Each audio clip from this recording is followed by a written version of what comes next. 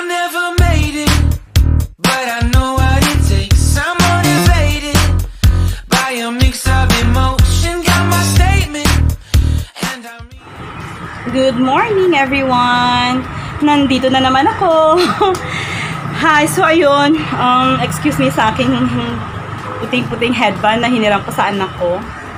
Dahil sobrang init ngayon dito sa, ewan ko.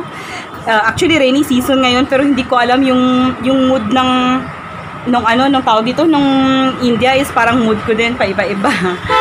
Ayun, so ngayon anong gagawin natin? So ngayon i-share ko sa inyo. Ayan, alam nyo kung saan ako nakaupo. Sabi ng asawa ko, dito daw ako umupo. So, sabi niya, sige na, mag-intro ka na. Diyan ka umupo sa bintana. Ayan. So, nasa bintana talaga ako. Ayan, sa baba. Yun yung baba namin. Yun yung mga tao doon. Yun. Yun. So, nandito ako sa bintana. So, ngayon, magluluto tayo. I-share ko sa inyo yung usually yung lulutuin ko for lunch. Gagawa tayo ng dal.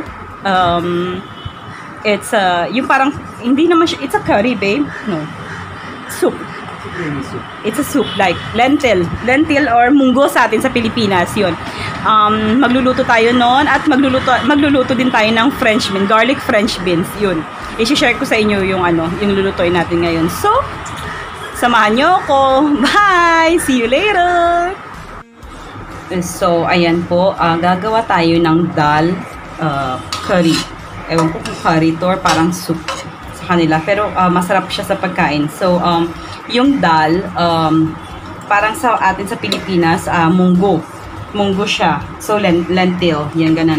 So, kaso nga lang, sa kanila, eto siya. Before siya pinakuluan, ganito siya. Ayun, eto siya. Ayan. So, iba't ibang kulay yung dal. Different colors. Merong yellow, merong orange, at different iba't iba yung pangalan din nila, ha? Merong masoor dal, tur dal, ano pa yun. Hindi ko alam yung iba, hindi ko ma-memorize. Basta yan. Yung gusto ko lang yung orange kasi pag niluto mo siya, masarap yung parang siya, thick. Yun, parang sticky siya. So, yun, mas masarap at mas sa mga bata. Yun. Dapat kasi yung dal is mostly siya, mas gusto ng mga bata, kid friendly kumbaga. Yan. So it's like munggo, yung green munggo sa Pilipinas, yung ganon din siya. Yan, pero ganon yan. So nilalagay ko is sinusok ko muna siya sa water. And then after some time, nilalagay siya sa pressure cooker. Yan. So ganito na siya, pina-pressure cooker namin para mas mabilis siya mas mabilis maging soft. So, nalalagay na namin yung dal and then lalagyan ng konting onion. Then, nilalagyan ng turmeric din. Turmeric. And then, naglalagay ng asin. Yan. So, pag kumulo na siya, so, ganito na. Magiging soft na siya. Yan. So, okay na. Then, pag tinikman, so, since may asin, so, it depends sa taste ninyo kung ano yung gusto ninyo. Yun. And then, ito-turn off. Then, i-cover nyo siya. Okay? At then, sa separate na handy or sa separate na pan, magsasaute tayo ng garlic. Ayan. Ito yung ingredients. We will going to saute garlic, onion. But before that, so yung, okay, ipapakita ko sa inyo kung paano. So, ayun. Maglagay, so, in a separate, handy or separate pan, maglagay tayo ng oil. And then, hintayin nating, yan. Uminit muna. Okay. So, after na, mainit na siya, first, ilalagay natin yung mustard seeds. Ito yung mustard seeds. Yan. Nalagay natin yung mustard seed. Ayan. So, yung nag-aawa. Yan. Natatakot ako.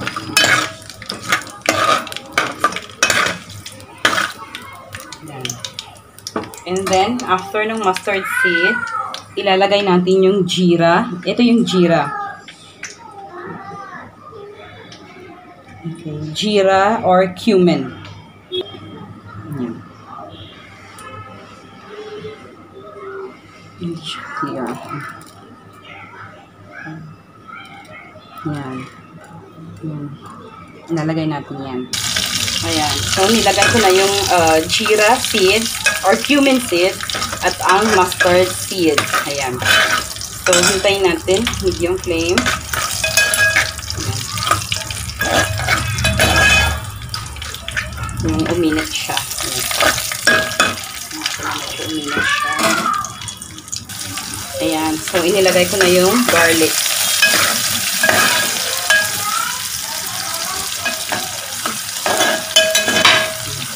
Eh, gusto ko yung garlic, yung parang nasusunog na siya. Yung medyo burn garlic, yan. Yan, sinap ko yung garlic. So, ayan, nasusunog na yung garlic. Yan, medyo sunog na siya.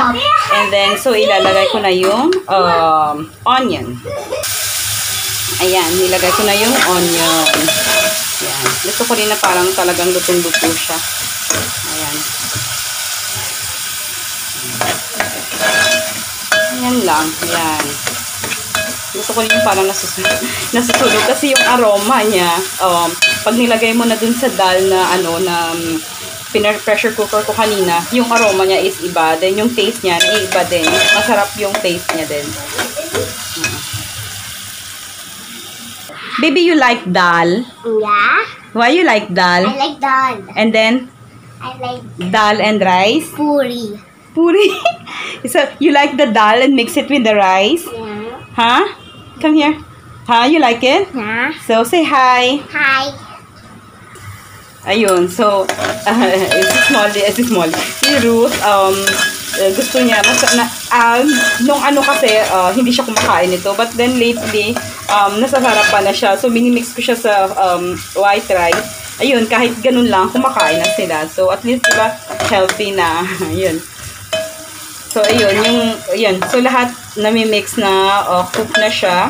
Garlic, onion, ganun. So, this time, maglalagay tayo ng 2 red chili. Yun, imimix natin siya. Actually, dapat meron siyang curry leaves. Kaso lang, hindi ako nakabili ng curry leaves. Yun. Pero okay na lang din. Walang problema. Yan. I-mix siya until yung gusto ko talaga is yung nababurn. So, nilalagay ko sa high flame ng kahit 1 minute lang. Tapos, pinapabayaan ko lang. Yan. So, pag lahat ng to, okay na yung burn na siya, ita-transfer ko na siya after that. Ita-transfer ko siya dito sa dal na pressure cooker ko kanina. Yan. Okay. So, yun. So, yan, burn na siya. So, ita-transfer ko na siya dito sa ginawa kong pressure cooker ko kanina. Yan. See? Yan. At ang sabi nila, dapat daw, takpan agad. Hindi ko pinatakpan. Takpan agad para yung aroma nasa-stay. Ayan. So, ayan. Tinakpan ko siya for a second. For 20 seconds. Yun. Para yung aroma nung, yung ginisa ko is hindi siya lalabas. So, yung tawag dito, yung amoy niya is maganda at masarap talaga yung amoy niya. Yan. And then, hihintayin na lang natin siyang kumulo. Then, after that, igagarnish ko muna siya ng, this is coriander leaves. Yan, coriander leaves. Ang pambansang coriander leaves na masarap. So, we will going to garnish it with coriander leaves. Yan. Mix it well. And then, yan na. Yan na siya mamaya. Yan, pag kumulo, okay, after na mag-boil siya, yan, simmer lang muna. And then, pag kumulo na, yan lang. So, after that, white rice, tsaka imimix ito.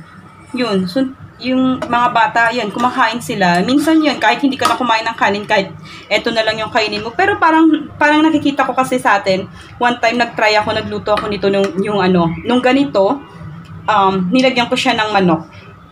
So, parang ganyan na. Nilagyan ko siya ng manok, nilagyan ko siya ng spinach.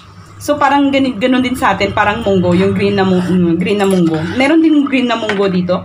Pero, usually, ito yung ginagawa ko. So, pwede nyo rin siyang lagyan ng kahit anong meat items. Yung parang, pwede mo siyang lutuin, yung lentil, pwede mo siyang lutuin, katulad nung paano natin lutuin sa Pilipinas. So, ganyan. Yan. Okay na siya. Pag kumulo na, and then ready to serve with white rice. Ayan. So, sana, kung gusto nyong itry, nagli-leave din ako sa description box ng ng ingredients at steps kung paano siya gawin. Okay. So, next, ang lulutuin natin is a very simple French beans. Yan. Yung binili namin din sa market ilang days na. Yan. So, gagawa pala tayo ng garlic French beans. Yan. Very, very simple. But then at the same time, it's healthy. Siyempre, gusto ko kasi pag nagluto ako nito maraming garlic. Yan. At hindi ko siya china-chop or yan. Ganyan lang siya. So, yun. Hinugasan ko muna yung French beans.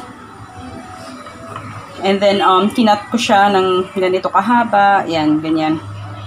Gusto kasi ng asawa ko na pag nagluluto, yung every lunch, hindi naman sa every lunch, pero gusto niya talaga merong gulay. Yan. So, very simple lang siya.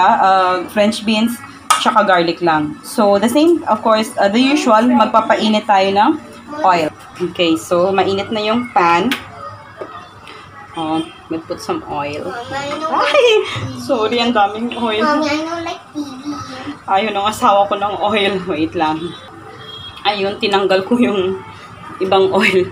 Ayaw kasi ni Sydney ng maraming oil. Ayaw niya talaga. Ayun. Ayun. So, hintayin nating uminit na yung mantika. Okay. Actually, ako, pag wala si Sydney is, pag wala si Sydney at hindi niya nakikita, naglalagay ako ng konting butter. Kaso lang, ayaw niya yung may butter. So, ayun, wag na lang. Wag na lang butter. Ayan. Baka mapagalitan. Ayan. Then, pag uminit na siya, okay, put it in high flame. Ayan. Pag uminit na siya, then ilalagay ko na itong garlic.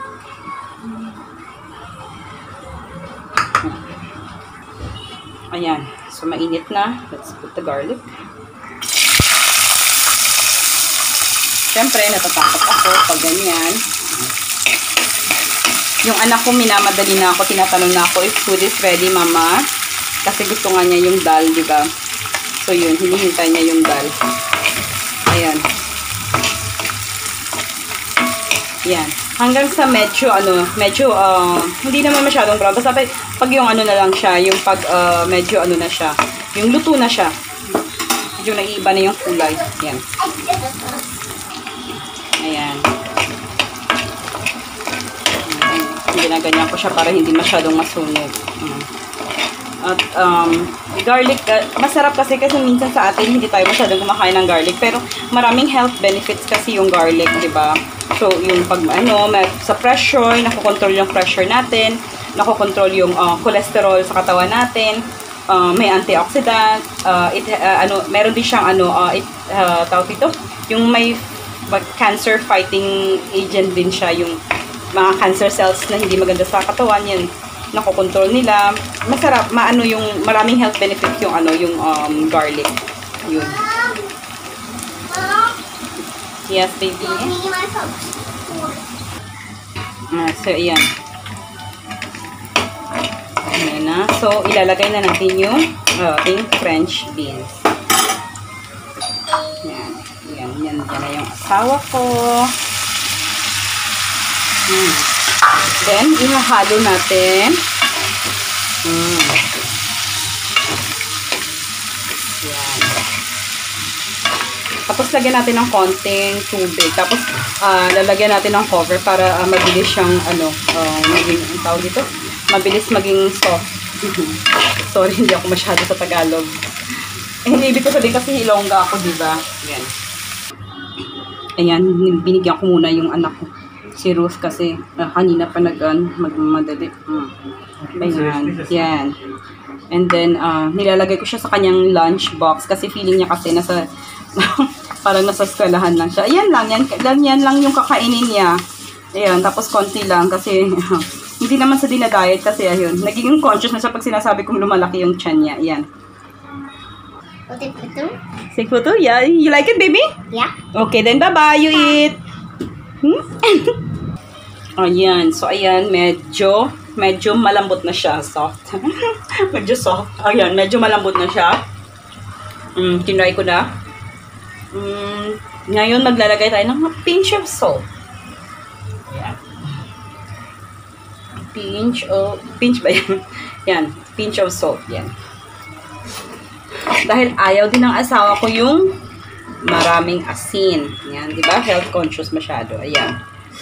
Ayan. And then, nasaan yung black pepper ko? And then, black pepper.